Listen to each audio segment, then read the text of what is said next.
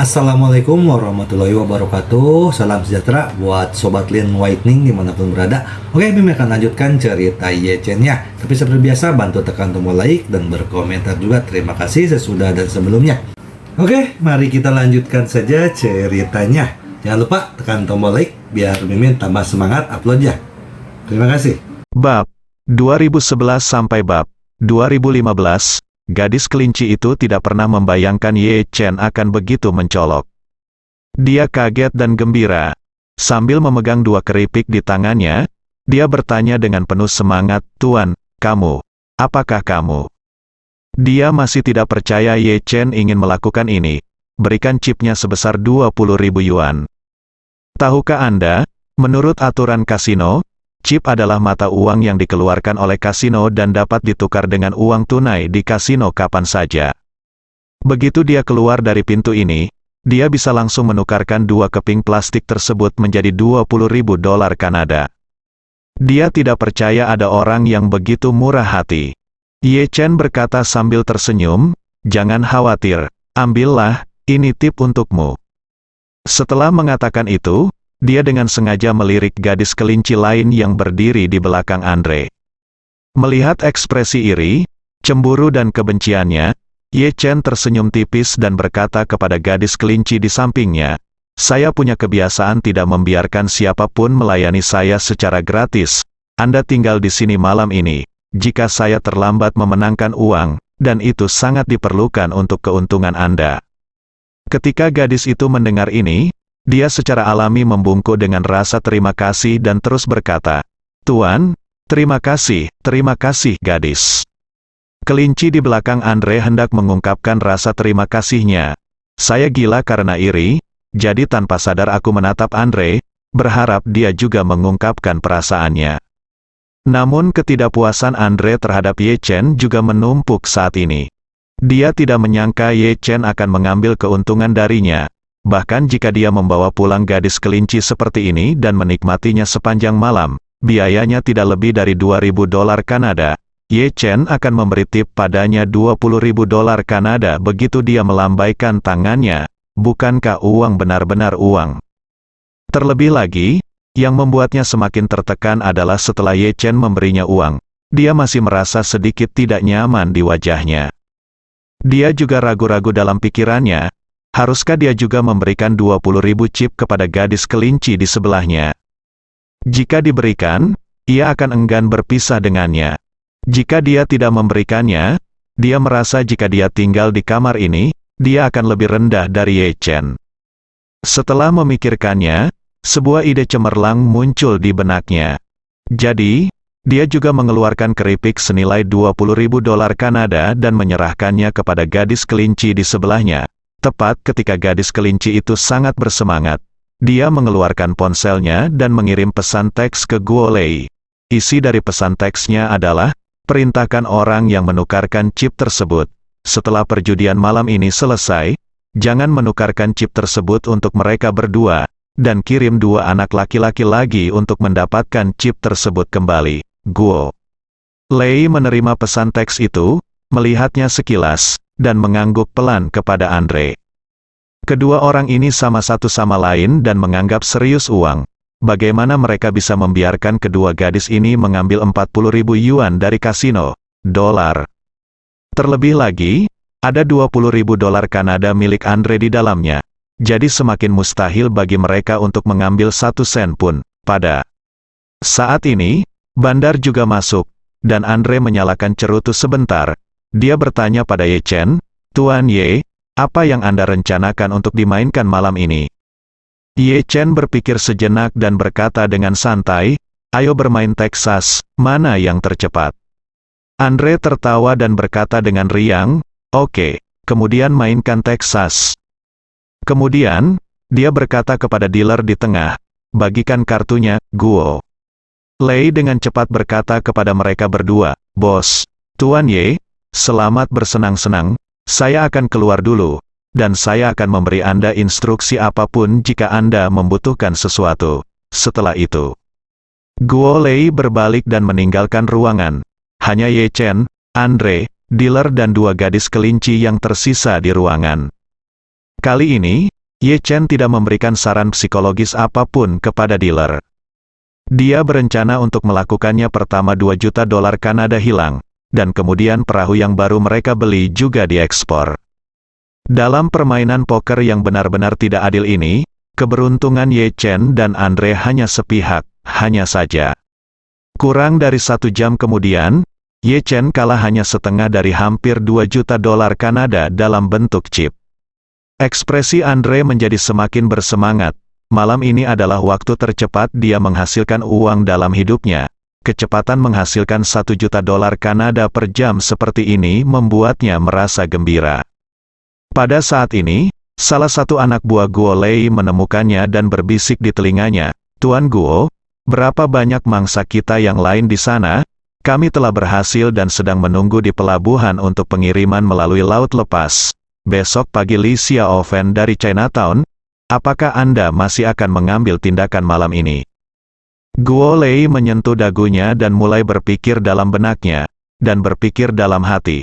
Karena orang bernama Ye akan meninggalkan Kanada besok, Li Xiaofen tidak perlu terus menunda, dan malam ini Li Xiaofen lakukan, dan kirimkan langsung ke pelabuhan setelah Anda mendapatkannya.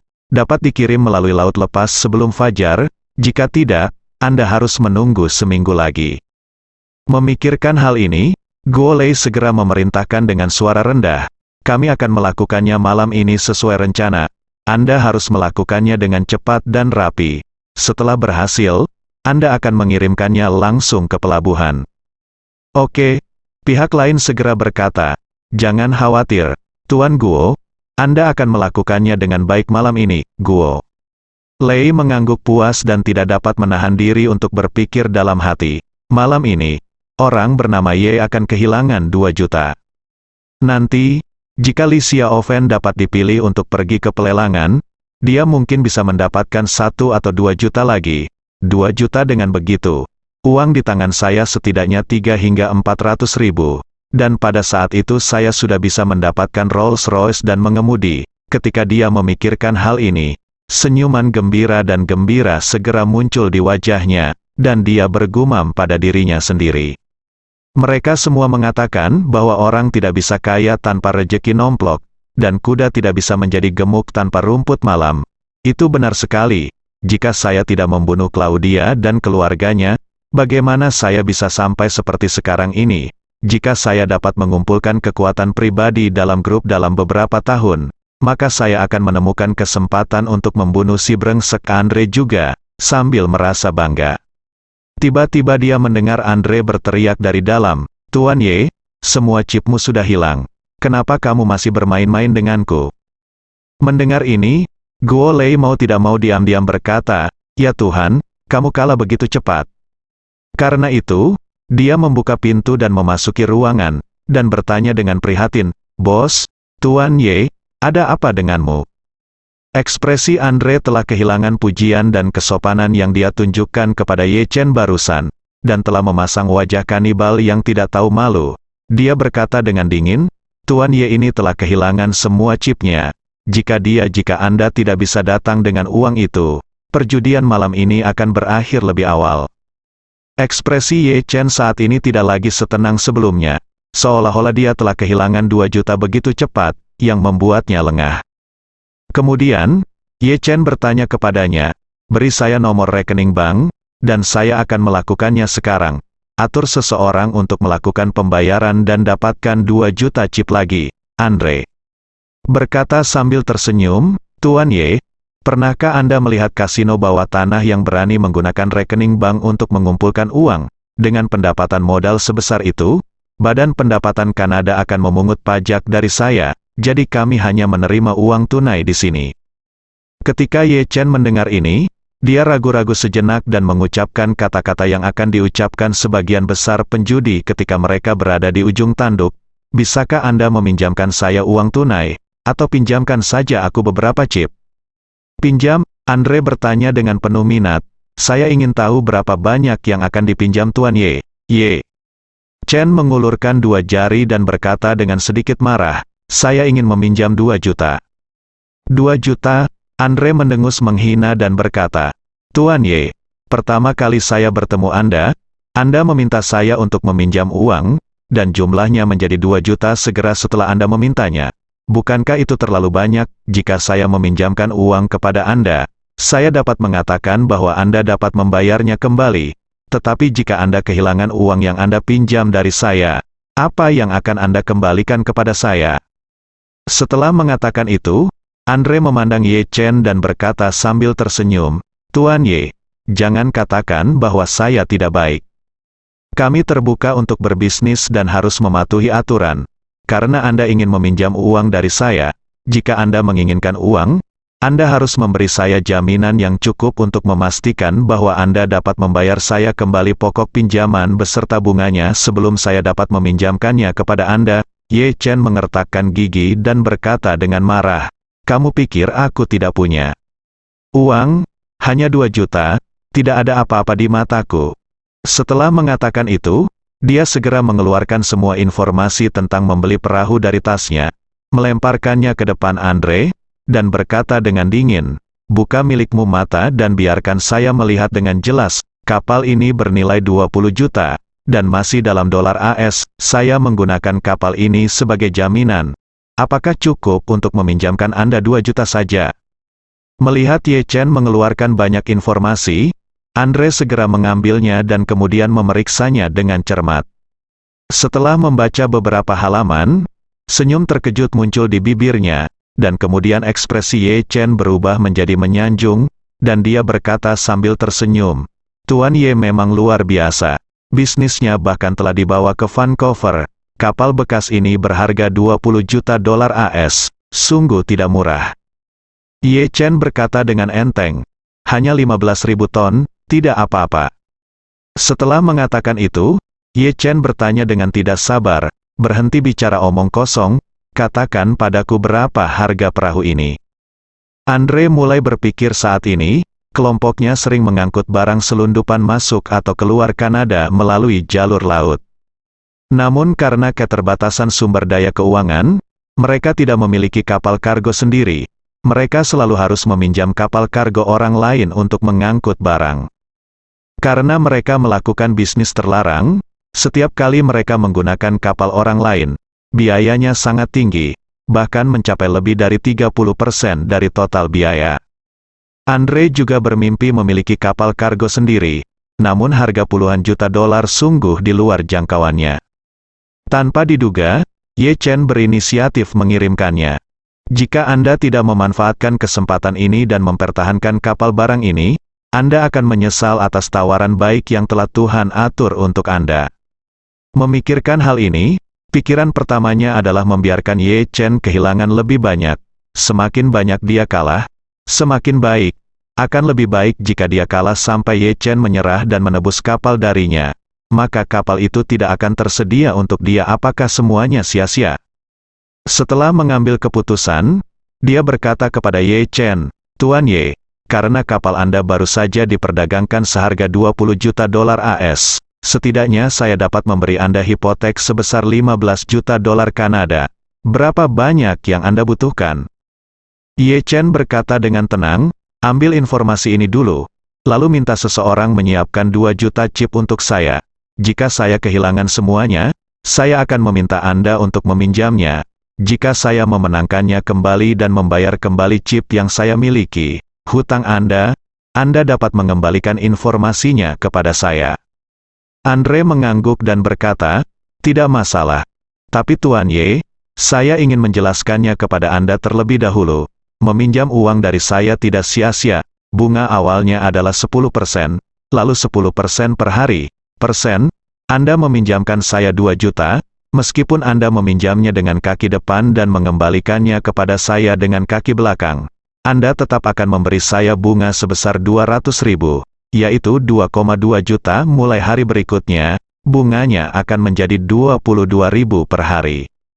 Ye Chen berkata dengan acuh tak acuh, "Oke, saya mengerti, cepat bawakan saya keripiknya." Andre memandang Guo Lei dan berkata sambil tersenyum, "Guo, ambillah keripik untuk Tuan Ye." Guo Lei juga sangat bersemangat. Ye Chen sudah kehilangan 2 juta malam ini. Jika hipotek kapal sebesar 15 juta juga hilang, itu akan menjadi 17 juta. dia bisa menghasilkan banyak uang hanya dengan memompa air, pena. Jadi, dia dengan cepat dan rajin menyiapkan chipnya, berharap Ye Chen akan kalah lebih cepat. Dan Ye Chen tidak mengecewakannya. Kali ini, perilaku Ye Chen di meja judi tampaknya sedikit tidak sabar. Jumlah yang dia pertaruhkan jauh lebih besar dari sebelumnya. Terkadang 2 hingga 300 ribu dapat dimenangkan dengan satu tangan kartu. Oleh karena itu, dia telah kehilangan 2 juta chip tersebut dalam waktu kurang dari setengah jam.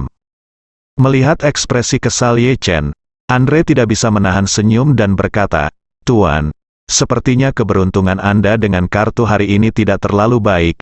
Saya hampir menyerah sekarang.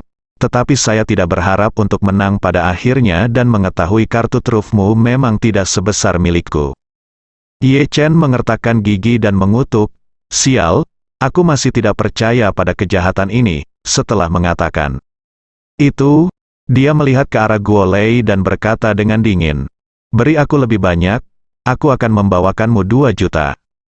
Andre mengingatkan, "Tuan Ye, ini 4 juta, tidak masalah." Ye Chen menunjuk ke tumpukan informasi kapal barang di depan Andre, mengertakkan gigi dan berkata, "Jika saya melakukannya hari ini, jika Anda tidak dapat membalikkan keadaan di malam hari, perahu itu akan menjadi milik Anda." Andre tertawa dan berkata dengan penuh semangat, "Oke, Tuan Ye benar-benar sangat ceria.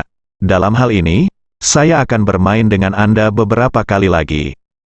Setelah itu, dan segera memerintahkan Guo Lei, "Dapatkan 2 juta chip lagi untuk Tuan Ye." Guo Lei berlari keluar dengan tergesa-gesa, dan kembali dengan sepiring keripik ini semenit kemudian. Kali ini, kecepatan kehilangan uang Ye Chen mencetak rekor baru. Hanya butuh 20 menit baginya untuk kehilangan 2 juta itu. Gadis kelinci di sebelahnya, yang belum pernah melihat sebagian besar dunia, benar-benar ketakutan. Lagi pula, dia bukan pemain kasino profesional, jadi dia belum pernah melihat permainan judi sebesar ini. Andre begitu bersemangat hingga seluruh tubuhnya gemetar tak terkendali. Ia tidak pernah bisa menghasilkan uang seperti yang ia lakukan malam ini setelah sekian lama keluar. Menghasilkan uang begitu cepat bahkan ia tidak dapat mempercayainya. Sedangkan untuk Ye Chen, di bawah kendali dealer, kartu-kartu yang ada di tangannya selalu ditekan oleh Andre. Bisa dikatakan ia kalah bagaimanapun cara bermainnya. Ye Chen sendiri juga dengan sempurna berperan sebagai penjudi yang kehilangan akal dan kehilangan akal. Saat ini, Ye Chen benar-benar dibutakan oleh kekalahan tersebut, dan hanya ingin terus berjudi. Tidak peduli seberapa buruk kartunya, dia akan terus mengeluarkan uang, dan terus berkata, "Saya tidak percaya saya bisa menghafalnya seperti ini." Segera, dia kehilangan 14 juta chip. Ketika dia kehabisan keripik lagi, dia segera berkata kepada Guo Lei tanpa menunggu Andre berbicara, "Pergi dan ambilkan saya 2 juta lagi." Andre berkata sambil tersenyum saat ini, "Tuan Ye, Anda sudah melakukannya. Anda berhutang saya 14 juta.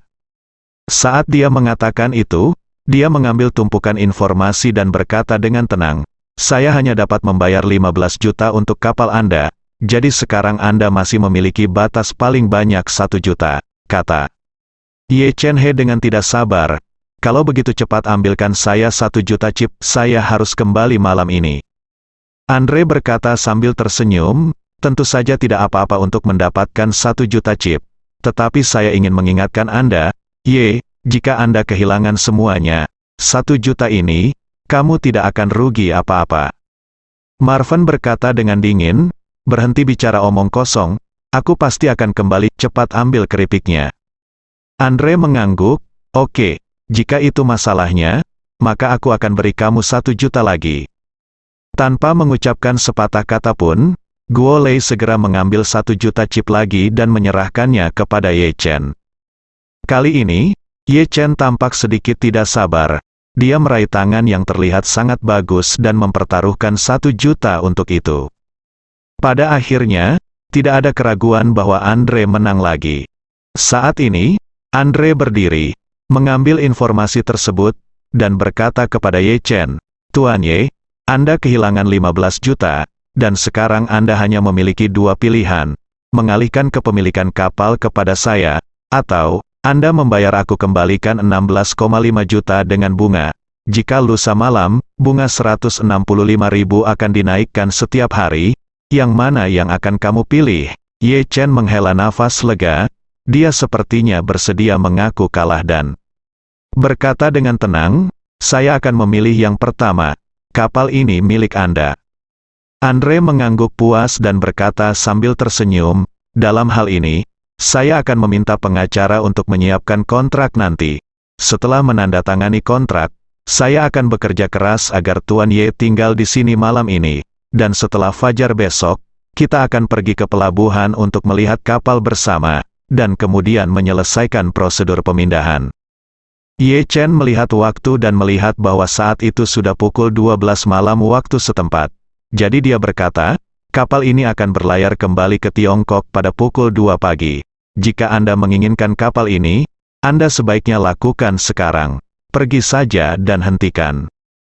Apa? Ketika Andre mendengar kata-kata Ye Chen, dia segera berdiri dan berkata, apakah kamu yakin kapal itu akan kembali ke China besok pagi? Ye Chen berkata, saya akan membeli perahu ini. Dimaksudkan untuk dibawa kembali ke Tiongkok. Anda tidak bisa begitu saja membelinya dan membiarkannya diparkir di dermaga Vancouver, kan? Saat dia berbicara, Ye Chen berkata dengan santai, apakah Anda ingin saya memanggil kapten dan memberitahunya untuk tidak melakukannya berlayar untuk saat ini? Beraninya Andre meminta Ye Chen meneleponnya saat ini. Jika Ye Chen menelepon polisi dan meminta pihak lain untuk memanggil polisi, akan sulit baginya untuk menangani pelat pembunuh babi. Bagaimanapun, Ye Chen adalah orang asing, dan dia bukan penyelundup atau imigran gelap. Jika dia menipu begitu banyak uang, jika dia benar-benar mendapat masalah dengan polisi, itu mungkin tidak akan berakhir dengan baik. Apalagi kedutaan besar Tiongkok di luar negeri selalu mementingkan keselamatan dan hak warganya di luar negeri. Jika masalah sebesar itu diketahui pihak kedutaan, pasti akan memberikan tekanan pada kepolisian Vancouver, dan maka ia akan tertipu dengan sendirinya. Uang Chen akan semakin sulit diamankan. Oleh karena itu, hal terpenting sekarang adalah memaksa Ye Chen menandatangani semua perjanjian transfer dengan jelas sebelum masalah ini berada di luar kendalinya. Selama Anda mendapatkan dokumen hak milik yang wajar dan sah, akan sulit bagi polisi untuk memecahkan masalah ini. Oleh karena itu, prioritas utama saat ini adalah menjaga kapal ini. Lalu dia memaksa Ye Chen untuk menandatangani semua dokumen. Dengan cara ini, bahkan jika polisi menyelidikinya nanti, dia dapat mengambil dokumen yang ditandatangani oleh Ye Chen sendiri dan memberitahu polisi bahwa ini adalah masalah hutang normal antara keduanya. Itu wajar dan sah, dan tidak ada yang berhak melakukannya, mengganggu.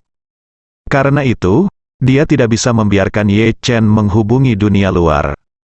Melihat Ye Chen akan mengambil ponselnya, dia bergegas terlebih dahulu, mengambil ponsel Ye Chen, dan berkata dengan dingin, Tuan Ye, Anda tidak dapat menghubungi siapapun sampai masalah sebelumnya diselesaikan. Ye Chen berkata dengan dingin. Pertanyaan, karena saya kalah dari Anda hari ini, saya bersedia mengaku kalah, tetapi Anda bahkan tidak mengizinkan saya menelepon. Bukankah ini terlalu berlebihan? Andre tiba-tiba menunjukkan ekspresi galak sambil mengertakkan gigi dan berkata, kamu berhutang uang padaku. Kamu belum menyelesaikan masalahnya dan masih ingin menelepon keluar, biar ku beritahu padamu. Ye, mulai sekarang, kamu harus menuruti perintahku. Jika kamu berani mempermainkanku, berhati-hatilah bahwa aku akan menghancurkanmu. Setelah itu, dia melihat ke arah Guo Lei, memerintahkan, biarkan semua orang di kasino bersiap-siap dan segera berangkat bersamaku ke dermaga. Serahkan kapal ini padaku apapun yang terjadi. Guo Lei segera berkata, baik. Bos, ayo kita kumpulkan saudara-saudara. Andre buru-buru menghentikannya dan bertanya, ada berapa saudara di sana? Guo Lei berpikir sejenak dan berkata, 20 atau 30. Tidak cukup, Andre berkata tanpa ragu-ragu, panggil beberapa orang lagi. Tidak peduli di mana mereka berada, biarkan mereka bergegas ke dermaga sekarang. Guo Lei buru-buru bertanya, Bos, berapa banyak orang yang Anda inginkan? Andre takut akan hal ini jika ada yang salah dengan masalah ini, Dia segera berkata, sebuah kapal kargo berbobot lebih dari 10.000 ton memiliki setidaknya 10 atau 20 awak di dalamnya. Jika kita memiliki lebih sedikit orang, kita mungkin tidak memiliki peluang bagus untuk menang. Selain itu, kita harus berhati-hati terhadap pekerja dermaga. Jadi setidaknya kita harus mengumpulkan 2 hingga 300 orang. Lebih banyak lebih baik. Guo Lei berseru, "Bos, kita sudah memiliki beberapa saudara di dermaga. Hari ini adalah harinya pergi ke laut untuk mengantarkan barang, dan saudara-saudara di dermaga sedang menatap tumpukan barang. Ada sekelompok orang yang sudah berangkat untuk mengambil barang baru. Ketika mereka bertemu di dermaga, di sana setidaknya akan ada 30 atau 40 orang." Andre mengangguk dan memerintahkan, "Kalau begitu panggil lebih banyak orang, dan semakin banyak semakin baik. Tidak ada ruang untuk kesalahan apapun dalam masalah ini malam ini." Guo Lei memahami niat bos dan segera berkata, "Kalau begitu saya akan memberi perintah dan meminta saudara-saudara yang lain untuk bergegas." Andre memandang Ye saat ini. Chen berkata dengan dingin, "Tuan Ye, saya harus membuat Anda sedih untuk saat ini. Setelah saya berhasil mengambil alih kapal, secara alami aku akan melepaskanmu. Tetapi jika kamu berani mempermainkanku, jangan salahkan aku karena terlalu kasar." Ye Chen sepertinya sudah menyerah, duduk kembali di kursi, dan berkata dengan tenang, "Oke, bukankah kamu hanya meminta uang? Saya akan bekerja sama dengan Anda." Andre mengangguk puas, "Lebih baik jika Anda bisa bekerja sama." Tidak mungkin lebih baik. Tepat ketika Guo Lei memanggilnya petugas kasino dan meminta yang lain untuk memberitahu pria lain agar pergi ke dermaga secepatnya, 4 mobil telah melaju ke pintu rumah Bibili. Ada lebih dari selusin orang bertopeng di dalam 4 mobil tersebut. Semuanya adalah anggota kelompok Italia. Selain mereka, ada 2 orang remaja putri di dalam bagasi yang tidak sadarkan diri. Disumpal, dan ditutup kepalanya. Mereka juga menjadi incaran kelompok Italia kali ini, dan Li Xiaofen menjadi yang terakhir malam ini. Rencananya, begitu mereka mendapatkan Li Xiaofen, mereka akan segera mengendarai mobil ke dermaga. Setelah bertemu yang lain di dermaga, mereka akan memasukkan semua wanita yang diculik kali ini ke kapal dan langsung berlayar ke laut lepas.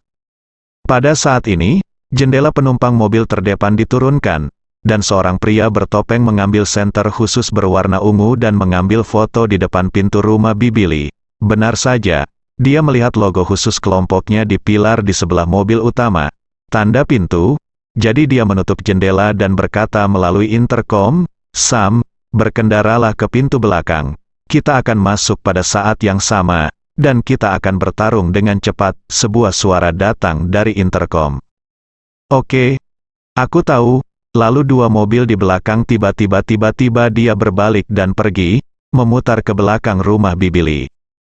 Pria sebelumnya berkata melalui intercom lagi, "Saudaraku, kita ada 12 orang yang berangkat kali ini.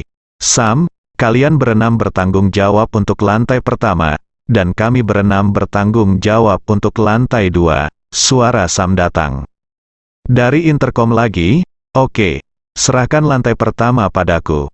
Pemimpin melanjutkan, "Setelah kita memasuki villa, Sam, kamu akan mengirim 2 orang untuk menjaga pintu depan, 2 orang untuk menjaga pintu belakang, dan 2 orang sisanya orang akan memeriksa semua ruangan di lantai 1. Jika ada orang, segera gunakan pistol anestesi. 6 orang sisanya bertanggung jawab di lantai 2, 2 orang menjaga tangga, 3 orang lainnya dan saya akan mencari semuanya kamar di lantai 2 dari 2 arah dan turunkan semua orang terlebih dahulu. Kemudian temukan orang yang menjadi target kita dan bawa dia pergi. Kita harus bertarung dengan cepat dan mencoba menyelesaikannya dalam waktu 90 detik. Segera setelah itu, total 12 pria bertopeng mendapat dari 4 mobil di pintu depan dan belakang. Ada yang bersenjatakan senjata api, ada yang membawa tongkat dan alat anestesi, dan mereka diam-diam mendekati villa Bibili. Saat ini sebagian besar ruangan di villa tidak ada lampunya. Hanya 1 kamar tidur di lantai 2 yang masih menyala kuning redup. Lebih dari 10 orang menggunakan alat pemetik kunci untuk membuka pintu depan dan belakang secara bersamaan, lalu mengajukan di dalam. Pembagian kerja mereka sangat jelas. dan masing-masing memegang teguh perannya. 6 orang menguasai lantai 1, dan 6 orang lainnya langsung bergegas ke lantai 2 tanpa henti. Tapi ketika mereka mengira semuanya sudah terkendali, 6 orang di lantai pertama tiba-tiba dikendalikan oleh bayangan hitam yang muncul entah dari mana. Ke-6 orang itu nyaris tidak mengeluarkan suara apapun sebelum mereka semua ditundukkan. 6 orang yang bergegas ke lantai 2 pun tak luput dari nasib yang sama. Kedua orang yang ditinggalkan menjaga tangga itu dipukul keras di bagian belakang kepala begitu mereka berhenti di depan pintu masuk tangga dan langsung pingsan. 4 orang lainnya tidak tahu apa-apa tentang situasi di belakang mereka. Mereka dibagi menjadi 2 tim dan mulai menggeledah ruangan di lantai 2 satu persatu. Tapi yang mengejutkan mereka adalah kamar tidur di lantai 2 saat ini semuanya kosong. Tidak ada siapa-siapa. Pemimpin mundur dari ruangan terakhir. Setelah bertemu dengan 2 orang lainnya, dia bertanya dengan suara rendah, "Apakah kamu menemukan targetnya?" Pria itu menggelengkan kepalanya dan berkata, "Saya tidak melihat siapapun." "Aneh." Pemimpin itu mengerutkan kening dan berkata, "Mungkin dia ada di ruang bawah tanah, cepat turun." Setelah itu, dia memimpin dan bergegas menuju tangga. Begitu dia sampai di tangga, dia melihat 2 sosok hitam. Dia berkata tanpa sadar, "Berhenti berdiri di sini dan pergi ke ruang bawah tanah." Begitu dia selesai berbicara, kedua sosok hitam itu tiba-tiba menjadi marah. Pemimpinnya hanya merasakan bayangan lewat, dan dia kehilangan kesadaran. Segera setelah itu, bayangan yang menyerangnya menyeretnya menuruni tangga. 3 orang di belakang tidak tahu apa yang terjadi di depan mereka. Mereka mengira rekan satu tim yang memimpin sudah turun. Ketika mereka bertiga menuruni tangga dan bergegas ke lantai pertama, mereka melihat beberapa sosok gelap berdiri. Di lantai pertama, mereka masih berdiri. Saya pikir itu milik saya sendiri, dan ketika saya hendak bertanya tentang situasinya, lampu di seluruh lantai pertama tiba-tiba menyala. Mereka bertiga tiba-tiba menyadari bahwa orang yang berdiri di depan mereka bukanlah saudara mereka, melainkan 7 atau 8 orang misterius yang mengenakan seragam tempur hitam. Adapun 9 saudara laki-laki mereka sudah terbaring berjajar di lantai ruang tamu yang luas. Saat mereka bertiga melihat pemandangan ini, mereka hampir pingsan ketakutan. Karena mereka tahu betul bahwa kelompok pria berbaju hitam ini bisa langsung membunuh 9 saudaranya tanpa mengungkapkan apapun. Itu membuktikan bahwa kekuatan kelompok orang ini berada di luar imajinasi mereka. Artinya ketiganya juga tak akan luput dari kesialan di kemudian hari. Tepat ketika mereka bertiga sangat ketakutan, beberapa pria lagi masuk membawa 4 pria yang tidak sadarkan diri. Salah satu dari mereka berkata, "Tuan, kami menemukan 4 pengemudi di 4 mobil, dan 1 bagasi di bagasi. Ada juga 2 wanita tak sadarkan diri yang disembunyikan."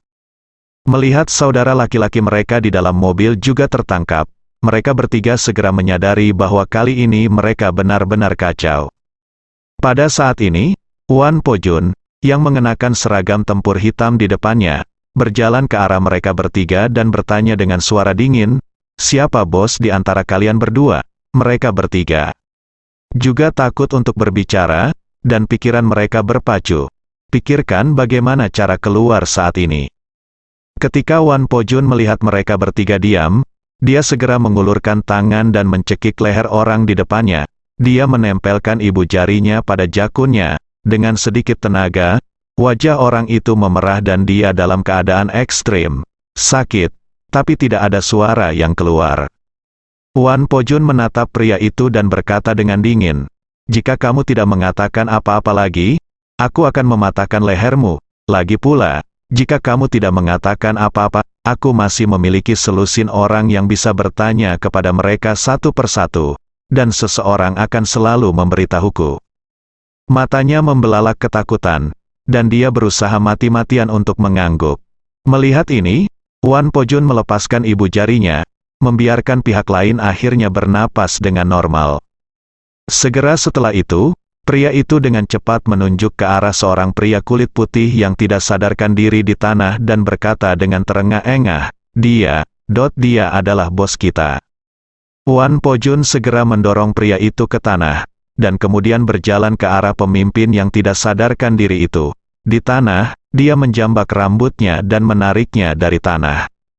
Rasa sakit yang parah di kulit kepalanya membuat pria itu langsung terbangun. Lalu dia menatap Wan Pojun dengan ketakutan dan berseru, "Kamu, siapa kamu?" Wan Pojun berkata dengan dingin, "Aku bertanya padamu, apakah kamu menjawab? Di mana kamu akan bertemu ketika kamu turun?" Pria itu terlalu takut untuk mengatakan apapun. Karena dia tahu betul jika dia menceritakannya, Andre pasti akan membunuhnya setelah dia mengetahuinya. Melihat dia tetap diam, Wan Pojun mengeluarkan belati dan menusukkannya di antara tulang rusuk kirinya tanpa mengedipkan mata. Pria itu tidak menyangka Wan Pojun akan menikamnya begitu dia muncul. Lukanya tiba-tiba terasa sakit, dan rasa sakit yang hebat menjalar dari luka hingga ke organ dalam. Sebelum dia sempat berteriak, Wan Pojun berkata sambil tersenyum, "Jangan takut, saya belum menusuk bagian vital Anda, dan pisau saya tidak memiliki alur penghantar darah, sehingga kulit dan lemak subkutan Anda dapat digunakan dengan sangat baik, serap kedua sisi bilahnya, sehingga tidak setetes darah pun akan keluar." Setelah mendengar ini, wajah pihak lain menjadi pucat karena ketakutan. Kali ini, Wan Pojun melambaikan tangannya yang lain kepada bawahan di sampingnya, yang segera mengiriminya jarum suntik mikro. Alat suntik jenis ini panjangnya hanya 2-3 cm, dengan panjang jarum sekitar 1 cm, dan di belakangnya terdapat bungkusan fleksibel yang berisi sekitar 1 ml cairan tak dikenal di dalam bungkusnya. Wan Pojun memandang pria itu dan berkata dengan tenang, "Lukamu pasti sangat sakit kan? Tapi jangan khawatir, obat di tanganku memiliki efek stimulasi yang kuat pada sarafmu. Setelah menyuntikkannya ke tubuhmu, rasa sakitmu akan bertambah ratusan kali lipat, dan kamu akan merasa lebih sakit lagi saat itu." Pria itu sangat ketakutan hingga seluruh tubuhnya bergetar hebat. Dia sama sekali tidak meragukan perkataan Wan Pojun, karena dia pernah mendengar hal semacam ini. Hal sebelumnya.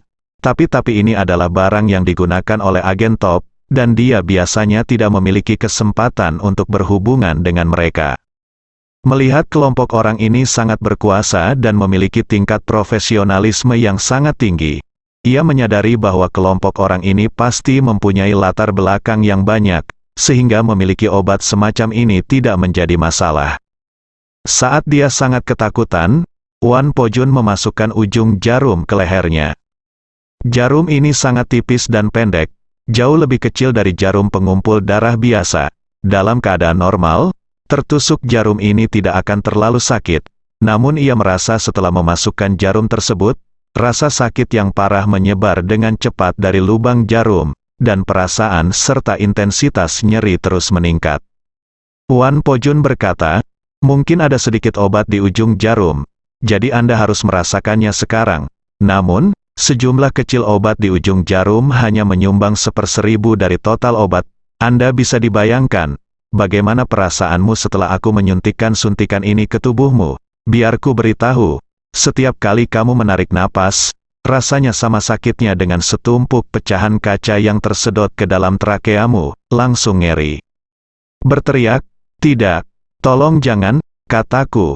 Aku akan mengatakan apa saja." 10 menit kemudian, beberapa kendaraan niaga berwarna hitam diparkir di depan rumah Bibi Lee. Selusin pria berbaju hitam keluar dari mobil dan menemui Wan Pojun di dalam kamar.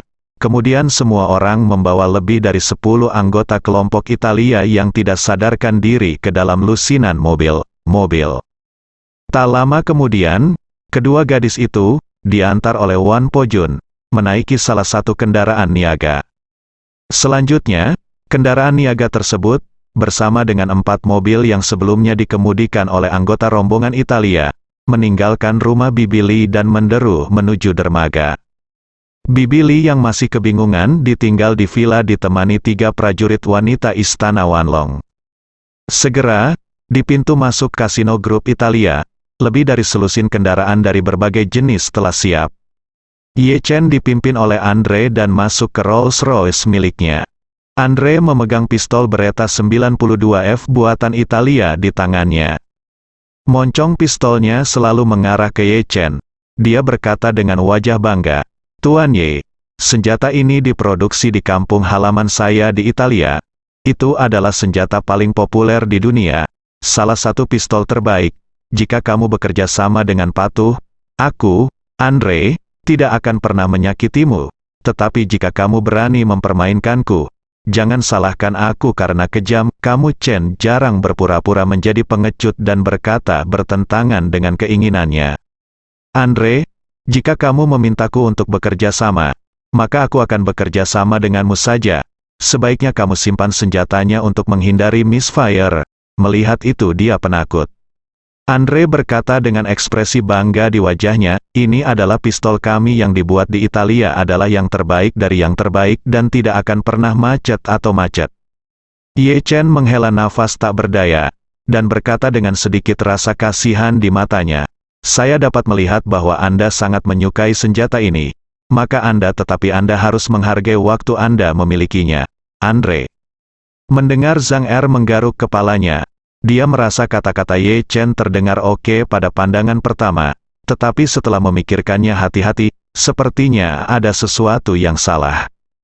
Namun, dia tidak berpikir terlalu dalam, karena menurutnya, Ye Chen kini menjadi ikan besar di talenannya. Ia memiliki pisau dapur yang siap menebangnya kapan saja, yang merupakan keuntungan yang sangat besar. Oleh karena itu, dia tidak pernah menyangka bahwa ikan ini akan memotongnya secara bergantian.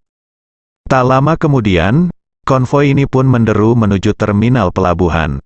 Pada saat yang sama, ke segala arah di Vancouver, banyak anggota kelompok Italia menerima berita tersebut untuk sementara dan segera pergi ke pelabuhan. Mereka semua mendapat kabar tersebut. Konon bosnya telah mengakuisisi kapal kargo seberat 15.000 ton. Kedepannya jika mereka melakukan penyelundupan, mereka akan memiliki kapal kargo besar sendiri. Ini adalah lompatan besar yang sebanding dengan mengganti senapan dengan meriam melihat seluruh Vancouver. Tidak ada geng yang memiliki kapal barang sebesar itu. Oleh karena itu, setelah anggota kelompok mendengarnya, mereka semua sangat bersemangat dan tidak sabar untuk pergi ke dermaga untuk membuka mata. Namun, sedikit yang mereka tahu bahwa saat ini, kapal kargo telah melakukan semua persiapan sebelum berangkat, menunggu rombongan penumpang khusus mereka naik. Dermaga di pelabuhan Vancouver pada larut malam sama sibuknya dengan siang hari.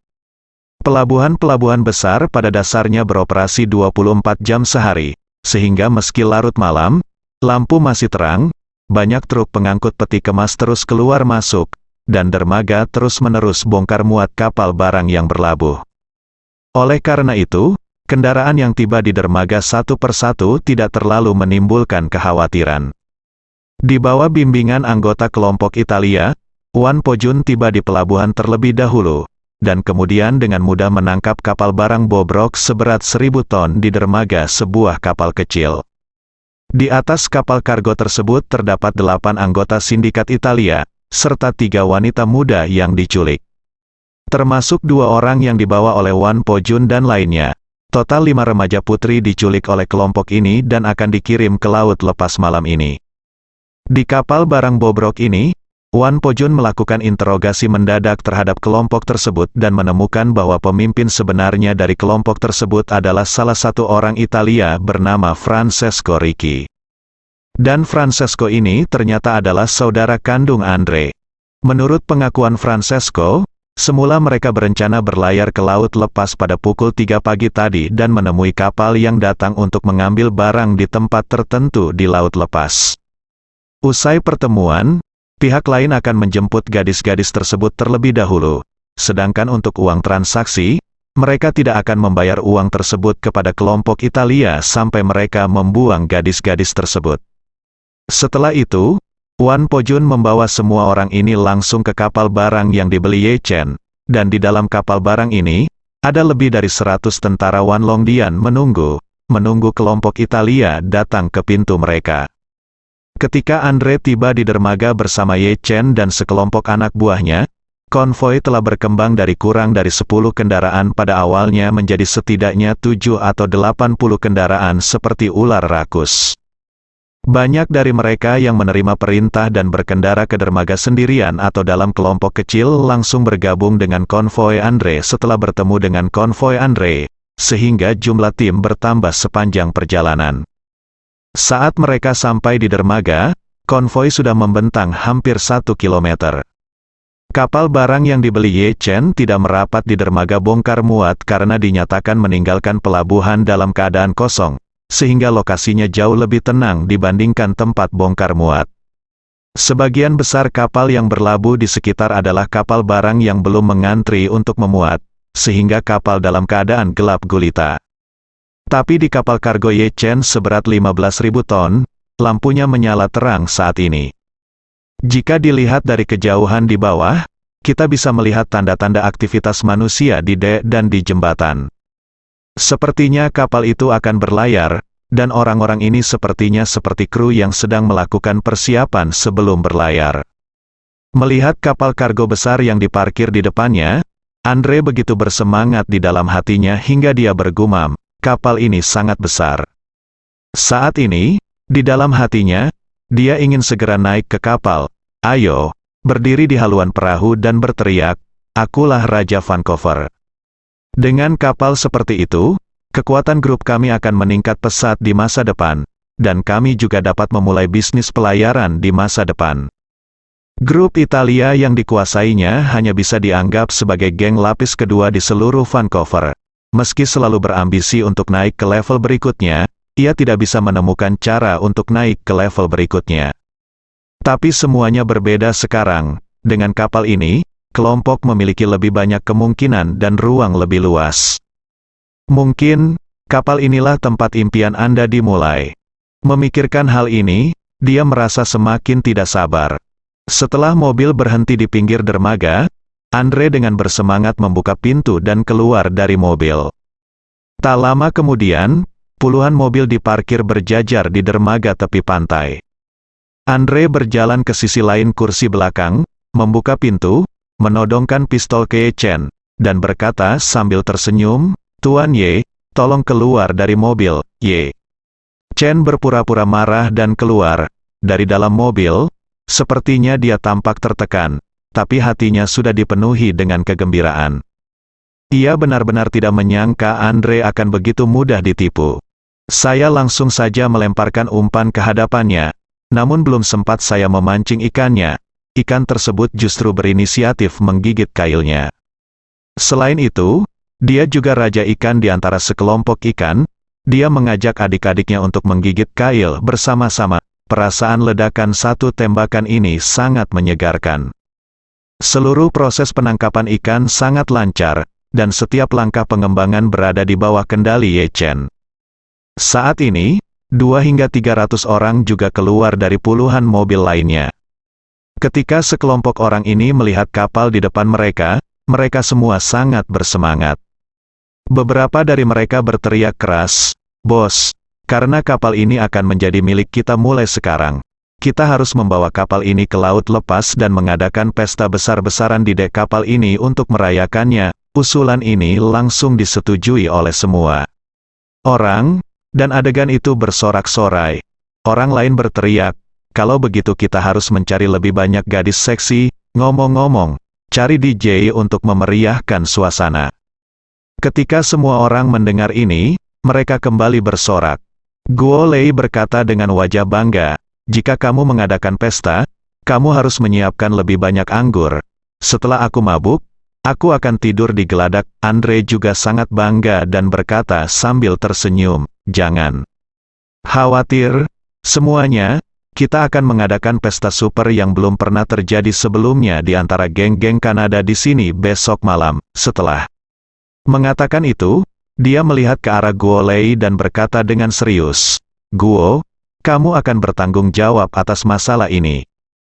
Guo Lei sangat bersemangat, berkata, "Jangan khawatir, bos, saya pasti akan membuat pesta ini luar biasa." Andre mengangguk puas, menatap kru di geladak, dan berteriak, "Hei, turun dan buka palka untukku." Karena kapal barang berukuran besar, bila berlabuh di pelabuhan, ketinggian geladak paling atas paling sedikit belasan meter atau lebih dari puluhan meter di atas permukaan tanah dermaga. Oleh karena itu, biasanya setelah merapat, setelah dipasang dengan beberapa kabel, pintu samping akan dibuka, dan akan dipasang papan di antara pintu dan tanah dermaga untuk memudahkan naik dan turun kapal. Andre sedang berdiri di luar palka saat ini, tetapi palka itu tertutup dan hanya bisa dibuka dari dalam. Tetapi para kru sepertinya tidak menyukainya dan bertanya dengan keras, "Siapa Anda? Silakan segera tinggalkan kapal kargo kami, kalau tidak saya akan memanggil polisi." Andre mengarahkan senjatanya ke Ye Chen dan berkata dengan dingin, "Tuan Ye, katakan padanya." Ye Chen mengangguk dan berkata, "Ini saya, buka palka." "Tuan Ye," anggota kru berseru dan bertanya dengan tergesa-gesa, "Apakah Anda baik-baik saja?" "Tuan Ye, apakah Anda ingin saya menelepon Anda? Hubungi polisi." Ye Chen buru-buru berkata, "Tidak perlu memanggil polisi. Mereka semua adalah temanku. Tolong cepat dan minta seseorang untuk membuka palka." Anggota kru kemudian berkata, "Oke, Tuan Ye, harap tunggu sebentar."